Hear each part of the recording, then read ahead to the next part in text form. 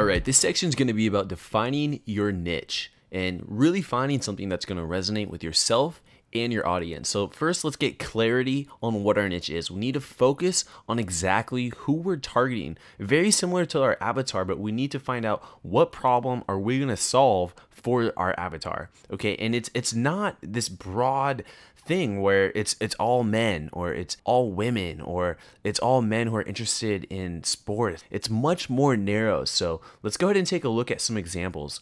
So we have here golf and how to make money in golf. And then we can narrow it down even further, how to become a professional golfer. And then we can narrow it down even further, how to win golf tournaments. And so the topic started out as golf. It was just a general golf podcast. And now we're niching down to this is a golf podcast that teaches you how to win tournaments. So the demographic is going to be much smaller, but you're going to be able to own that entire niche because you're going to have less competition when you niche down, which allows you to dominate. And then you can work your way backwards. And then you can talk about how to becoming a professional golfer. And then you can look at how to make money in golf. And then you can just discuss general topics in the golf category. But first, when you're starting out, select just a few things. And as we move along here, we have health, and we can look at losing weight. We can look at eating healthy foods, and then we can look at the paleo diet, which is a strict diet on certain foods, and it's a lifestyle basically on what to eat and how to live as well. So we can see here that we can work our way backwards, and you can start off with the paleo diet, and then you can branch out and talk about other health foods. And then you can talk about other methods of losing weight that is in line with the paleo diet. And then you can talk about other general health topics. Okay, so let's now dive in again and let's look at comedy. Okay, and let's niche down even further. Let's go comedy for men, and then for middle-aged men, and then how about only for blue-collar middle-aged men? So when you really niche down like that, it's if you're a middle-aged man working a blue-collar job and you listen to this podcast, you're going to like it. You're going to like the comedy that they're talking about because it's directed at you. And then from there, as you start to grow, you can open up your audience. And let's look at sports. Say you're interested in sports, but specifically you're interested in mixed martial arts. And even further, Brazilian Jiu-Jitsu, a form of mixed martial arts. It's one form of a martial art. And then even further, we want to focus on entry-level fighters, beginner fighters who aspire to become UFC fighters. So when you focus on entry-level fighters, if you're an entry-level fighter, you're probably going to like this podcast. Versus if you were already a UFC fighter or already competing professionally, you may not be as interested in this podcast, but that's who you would want to reach out to, is the people who have already achieved that skill or that certain level. And then you could always branch out and then from there expand. So let's look at business. And then specifically in business, we'll look at digital marketing, a very growing and thriving space right now, especially amongst podcasters. And then we want to focus just on bloggers. So we're not interested in affiliate marketers, and we're looking at just blogging. How do you create good content?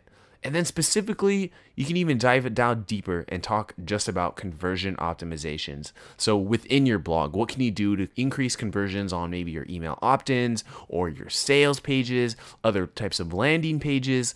And when you own that niche, I mean, the types of people that would be interested in conversion optimizations, those are going to be bloggers. You might even attract affiliate marketers here and there.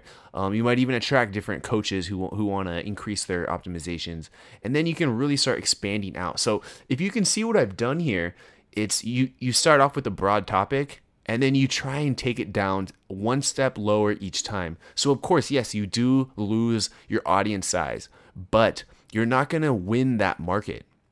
When you first start out, I just want to be honest, the chances are very low when you're first starting out that you can come out and just dominate that entire market. So when you niche down, it gives you a smaller audience, but since it's more targeted, you can own that market. And then from there, you can start to expand and grow into other areas of interest within that same broad topic. So now, if this is typically for podcasts, but this is also for businesses too, and I want to give you some examples. So I have this term, start small, then go big, okay? So let's look at Amazon.com, okay? Major Fortune 100 company that dominates the e-commerce space. And when they first started, And if you didn't know, but they first started out with just selling books. That's it. This is how they started, and now they have expanded. They are this huge empire. They are an online store for anything from furniture to clothes to electronics. Anything you can imagine, you can find on Amazon.com. But they started out with just books. Okay, and now they're moving into the television space with Amazon Prime. They have all this money, so they're investing in other areas. Let's now look at Zappos. Zappos.com, actually acquired by Amazon.com a few years ago, but Zappos.com just started out as a shoe company, just selling shoes, and they owned shoes. If you wanted to buy shoes, Zappos was the place. And what they've done now is they've expanded, and now they're a clothing, accessory, and retail store. And you can buy all sorts of goods on Zappos.com now. They own that niche. They started out with shoes, and now they're doing the entire closet. So that's another example of starting small, owning that, winning customers and winning the authority and expanding your brand.